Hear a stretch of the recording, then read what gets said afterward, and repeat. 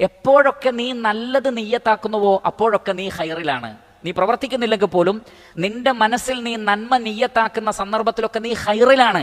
കാരണം ഖൈർ ചെയ്യാനുള്ള നിയ്യത്ത് ഏറ്റവും വലിയ അമലു സാലിഹാത്തിൽപ്പെട്ടതാണ്. ഞാൻ ഇന്ന നന്മകളൊക്കെ ചെയ്യും എന്ന് കരുതൽ പോലും വലിയ സൽക്കർമ്മത്തിൽപ്പെട്ടതാണ്. അതുകൊണ്ട് തന്നെ നീ അമല് ചെയ്യുന്നില്ലെങ്കിൽ പോലും അത് ചെയ്യാൻ വേണ്ടി നീ നിയ്യത്താക്കി അന്ന് മുതൽ പ്രതിഫലം ലഭിച്ചുകൊണ്ടേയിരിക്കും.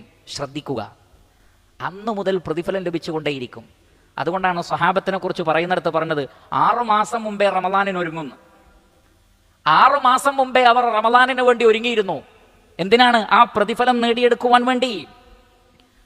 ഇമാം അഹ്മദ് റഹ്മത്തുള്ളാഹി അലൈഹി അദ്ദേഹത്തിന്റെ മുസ്നദിൽ ഉദ്ധരിക്കുന്നു, അബൂ മൂസ അൽ അശ്അരി റളിയല്ലാഹു തആല അൻഹു പറയുകയാണ്, അദ്ദേഹം ആവർത്തിച്ചു പറയാറുള്ള ഒരു കാര്യമാണ്, സമിഅതു റസൂലുള്ളാഹി സ്വല്ലല്ലാഹു അലൈഹി വസല്ലമ യഖൂൽ, അല്ലാഹുവിന്റെ റസൂൽ പറയുന്നത് ഞാൻ കേട്ടിട്ടുണ്ട്, ഇന്നൽ അബ്ദൽ മുസ്ലിമ, ഒരു മുസ്ലിമായ മനുഷ്യൻ, ഇദാ മരിദ ഔ സാഫർ, ഒന്നുകിൽ രോഗിയായി അല്ലെങ്കിൽ യാത്രയിലാണ്, കുതിബ ലഹു മിനൽ അജ്ർ കമാ കാന യഅമലു മുഖീമൻ സഹീഹ, യാത്രക്കാരനല്ലാതെ രോഗിയല്ലാത്ത സന്ദർഭത്തിൽ ആ വ്യക്തി ചെയ്യുന്ന ഇബാദത്തുകൾക്ക് എത്രയാണോ പ്രതിഫലം അതൊക്കെ യാത്രക്കാരനും കൊടുക്കും, രോഗിയായ സന്ദർഭത്തിലും കൊടുക്കും. അമല് പക്ഷേ കുറവായിരിക്കും.